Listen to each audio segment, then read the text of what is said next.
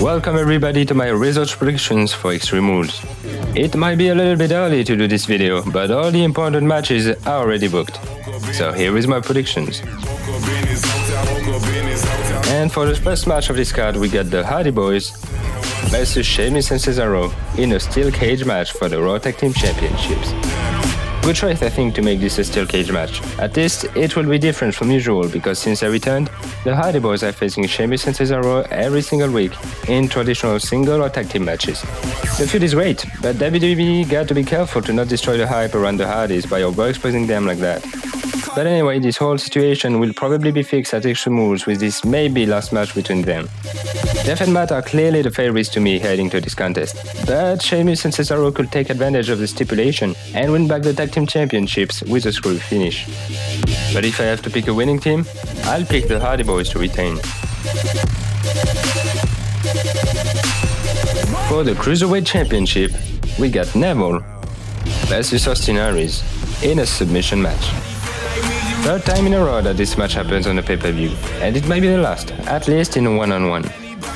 I don't think we're gonna see Neville vs Aries at every single pay-per-view of 2017, and if it is effectively the last time they face each other in a single match, I think it favors someone. At Payback, we saw some cracks in the shell of Neville when he was forced to disqualify himself to avoid a defeat by submission. It leads perfectly into this match. It might be the time to see a new Cruiserweight champion, but I don't see Neville away from the belt for long if it happens. And it might, because for me the favorite heading to this match, and my pick to win it, is Austin Aries. After this, we got for the Intercontinental Championship, Dean Ambrose versus The Miz. In this match, if Dean Ambrose gets disqualified, he will lose the championship, and that stipulation is really important. Basically, to make it short, the championship is handed to The Miz. The Miz is currently the biggest hit magnet in WWE, maybe the purest heel of the company. He steals nearly all his victories with the help of Miz, and this match is a free way for something like that to happen. Of course, Miz will find a way to get Ambrose disqualified. It is more than 130 days that Dean is champion, and it might be the end. But you know, I said that since WrestleMania, and he proved me wrong every single time. But this time, I've never been so sure about a prediction. I really want Ambrose to win this match and retain the title, but The Miz will be the new Intercontinental Champion.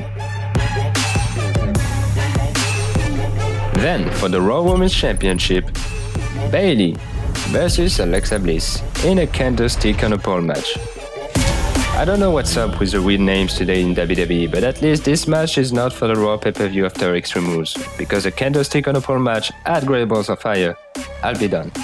But now this is for Extreme Rules, and even if the stipulation is strange, Alexa Bliss is taking the best of it. We saw on Monday Night Raw the extreme side of Alexa when you give her a candlestick. Just look at Bayley's back after she took a stick shot. Even if Alexa Bliss basically has the same size of a candlestick, she's nonetheless looking pretty dangerous with it. But don't count on Bayley, because if you saw her when she was on NXT, you know how relentless she could be. Now the question is Bayley going to win back the women's title? Personally, not for the moment. I think Alexa Bliss is going to retain the Raw Women's Championship.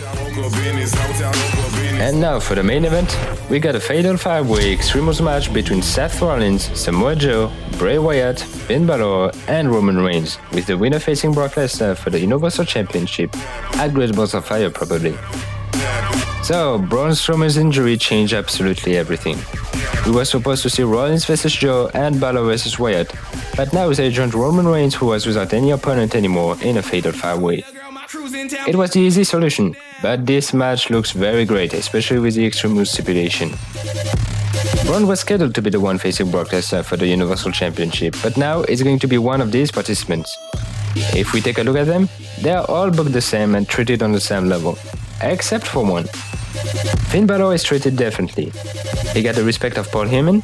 He's the only one not treated as a victim for Brock Lesnar.